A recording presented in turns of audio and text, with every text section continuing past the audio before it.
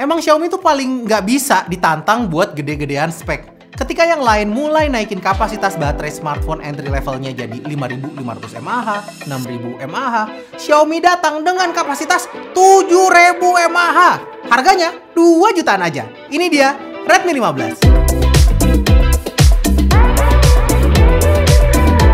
Melihat seri Redmi dari tahun ke tahun, kayaknya ini adalah seri smartphone yang terus-terusan berevolusi.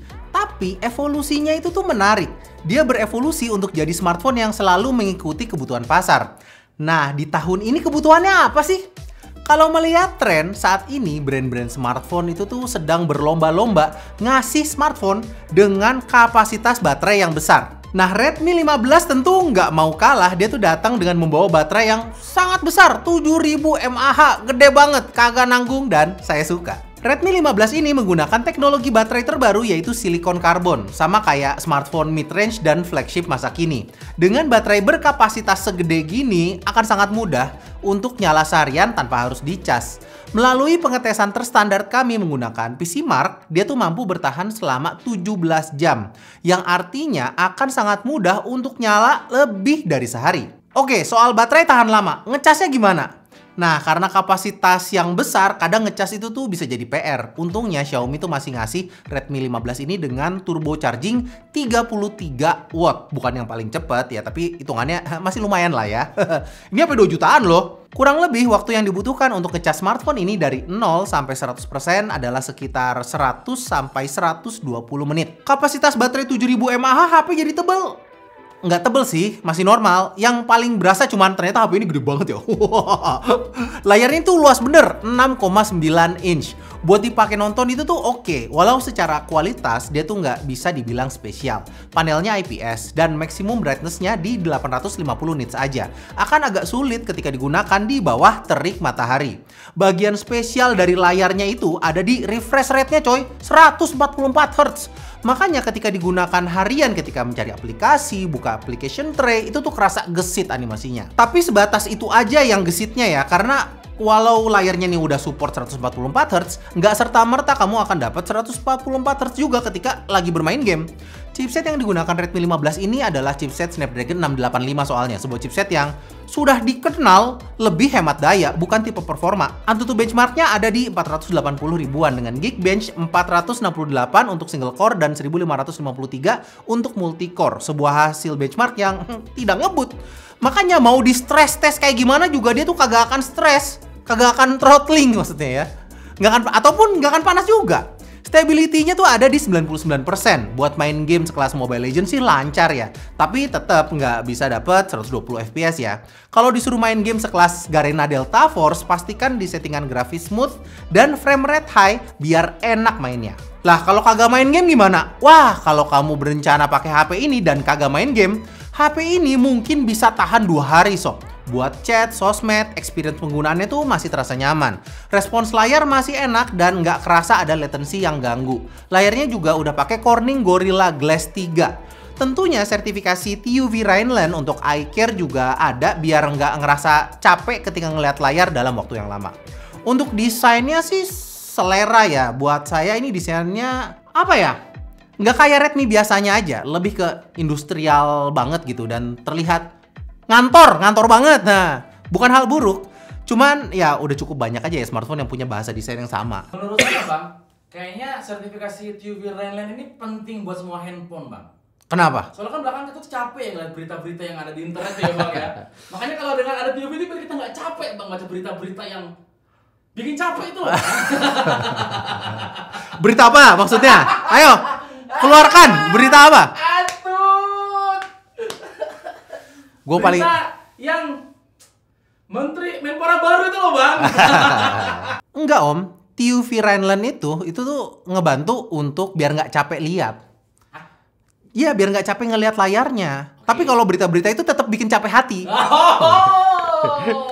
Untungnya di sektor desain tuh ada beberapa aksen lebih yang Xiaomi kasih buat smartphone terjangkaunya ini. Kayak warna ungu yang menarik, finishingnya tuh kayak ada marble-marble gitu. Dan modul kamera logam dengan pinggiran yang mengkilap. Agak kelihatan lebih mahal aja.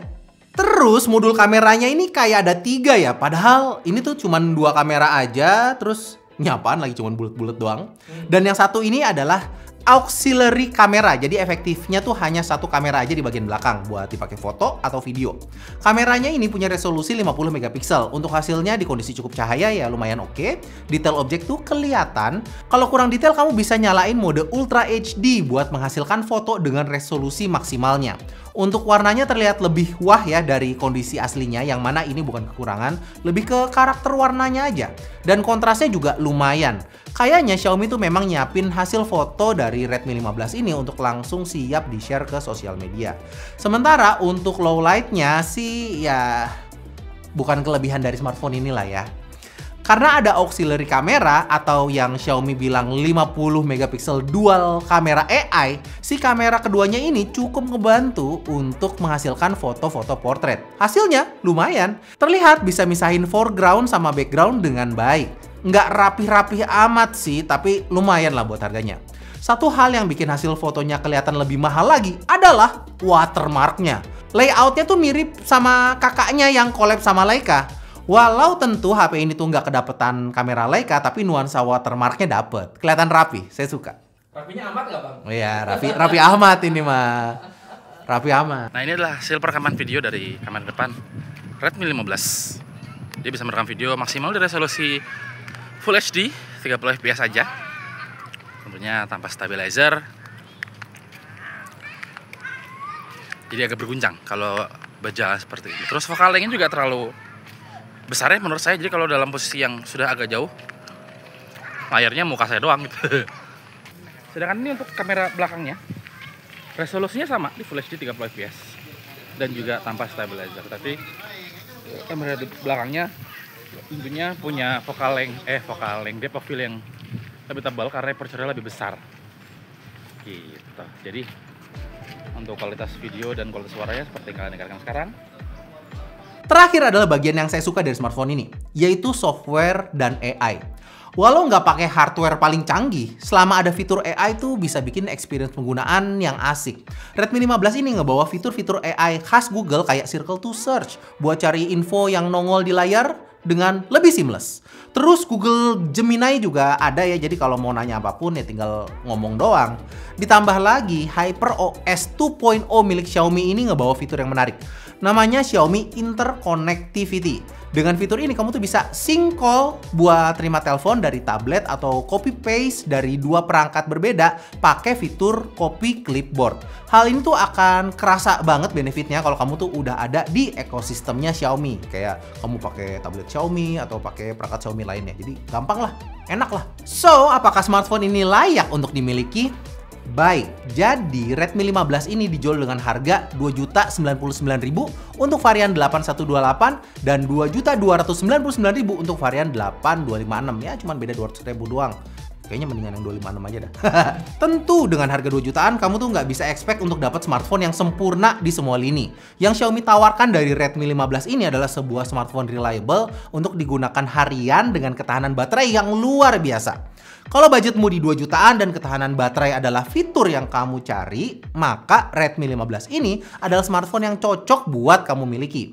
Buat tahu harga terkininya atau kalau mau langsung check out barangnya bisa langsung aja di fitur YouTube Shopping di bawah ya.